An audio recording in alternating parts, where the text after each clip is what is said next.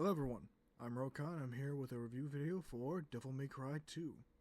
Now playing this game made me realize the scene when the government was tracking down and capturing demon hunters, that a few of these characters might be familiar, which I'll get into for the ones I can confirm at the end. I will say, I prefer the first DMC game compared to this game, but liked it due to the few bosses which I'll list here. Now, let's begin. There are two characters we can play as in this game, unlike the first. Dante, the boy who we play in the sequel of the first game. The only difference is that he's more serious in this game than the previous game, which is why I enjoyed the third game more, because it was a prequel to the first game and returned his actual personality, but still the same Dante. Next, Lucia, a demon hunter after revenge, unknowingly that she herself is not what she thinks she is because it's Dante. I chose him to play as. The story starts with a red-haired lady in what looks to be a museum, going for a coin which turns out to be one of the 4 Arcana artifacts. The artifacts are Arcana Mediglia, the coin, Arcana Spada, a dagger, Arcana Chalice, which is a chalice, and the Arcana Baston, a staff that an old shaman lady has. You will meet this lady sometime after meeting Lucia, the red-haired hunter we mentioned, and the lady I mentioned that not knowing who she really is. This very museum is where Dante encounters Lucia, and before they got to exchange much intel between each other, they both get jumped by demons, which they dispose of, and she invites Dante to meet her at V.D. Marley. Once you arrive and dispatch the demons on the way, you meet up with Lucia and meet her mother, who is Martyr, the old shaman lady.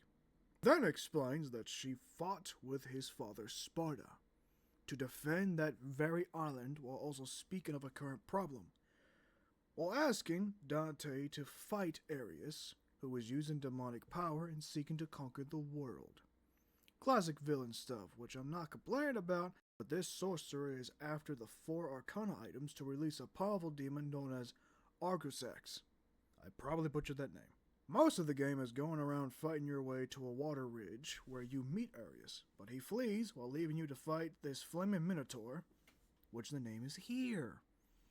Chasing down and fighting your way through many demons, you meet up with Lucia, who will give you one of the Arcanas before she runs off. A little bit later, you meet up with Martyr, and Dante tries to give the Arcana item to her, but instead of taking it, she asks you to take the Arcana to go save Lucia, who apparently went to fight Arius.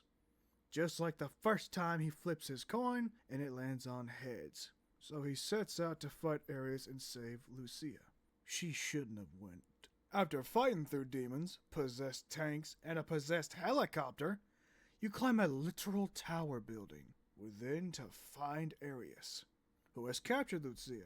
Dante will give the Arcana items he has to give to Arius to save her, and then you battle Arius, and after this fight he will force Dante to choose to either save Lucia or kill him. Of course he saves her, and runs out of the building with her to safety. Knowing what must be done, Dante and Lucia will charge back at the bastard and end this madness. You arrive in the middle of the ritual, and this punk reveals he's not just going to release Argusax. Oh, no. He's going to use these items in a ritual to take its power for himself to conquer the world. Warlock much? But Dante points out one little problem. You see, he didn't just hand him all the Arcana items he had on his person. He handed him all but the coin known as Arcana Mediglia. He handed his coin, which he used on 2 points of the story, and the ritual failed on making him immortal, but still caused the effects of hell opening to release Argusax. After defeating Arius, Dante finishes him off with a bullet to the head. Serves him right. After finishing him off, you help Lucia, and she reveals that she is, from my understanding, an artificial demon Arius made. Dante and Lucia exits the building, and she confronts Dante and demands he kills her due to her fear of becoming a demon herself. But before this went any further, a hell portal opens, which Argusax is on the other side of. The two argue about who will go through the portal, because once Argusax is defeated, There is no returning. So Dante pulls out his coin, flips it, and it lands on heads.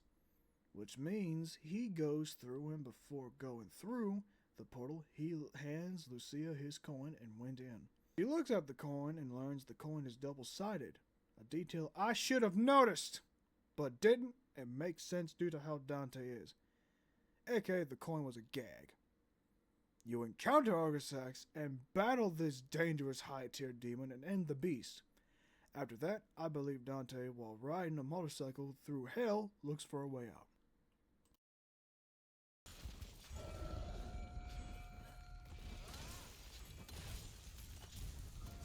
Your elemental and abnormal status attacks are having no effect. I think you've got Dragon Blight.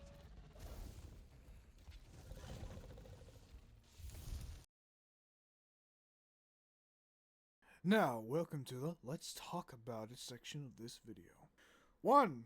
I noticed that they tried to do a different thing with the Devil Trigger system in this, which didn't last long with how the rest of apparently the DMC games continued. When you play the first game, like I mentioned, the Devil Trigger forms were heavily focused based on the weapons. They still were with the third one. But the Devil Trigger in this game was different. The Devil Arms didn't affect the Devil Trigger form. Dante had it himself. Pretty much the Netflix adaptation tried to go this very same route. The Devil Trigger system's projectile system, interesting. Now in the Netflix adaptation, you actually see Lucia, like I mentioned, during the hunter capturing. So this the redhead lady I showed you, she's in it. And she's also one of the few that spat blood at the people's faces when they captured her. Now knowing she's an artificial devil and all that, how the fuck did they capture her? And why the fuck does she have such an appearance when there is no Arius to be seen?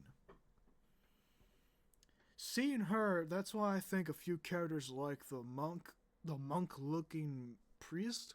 I feel like in Devil May Cry 4 or 5 I may see that priest, because I feel like he's important too.